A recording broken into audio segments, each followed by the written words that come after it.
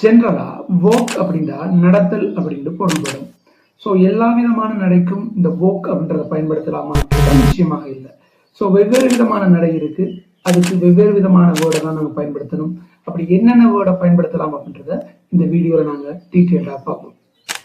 Scroll, மெதுவாக அதே நேரம் ரொம்ப ரிலாக்ஸா நடந்து போறத நாங்க ஸ்ட்ரோல் அப்படின்னு வேர்ட் சொல்லி சொல்லலாம். ஸ்ட்ரைடு, நீண்ட அடியை வச்சு அதே நேரம் மிக தன்னம்பிக்கையோட நடந்து போறத நாங்கள் ஸ்ட்ரைட் அப்படின்னு சொல்லலாம். ஸ்டேகர், தடுமாறி தள்ளாடி போறதுக்கு இந்த பேரை சொல்லலாம். டிப்டோ, சத்தம் ஏற்படுத்தாத வண்ணம் நுனிக்காலால ரகசியமா நுழைந்து போறத, ஒரு இடத்துக்குள்ள போறத நாங்க டிப்டோ அப்படின்னு சொல்லலாம்.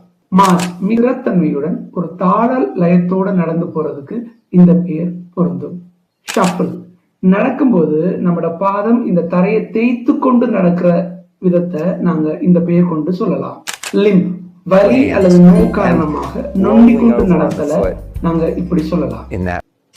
ஸ்னீக், யாரும் நம்மளை பார்த்திராத வண்ணம் மிக அமைதியாக நடந்து போறதுக்கு இந்த பெயர்.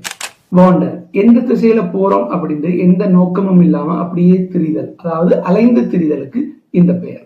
Just remember this, small changes with us can make you better in English. Thank you.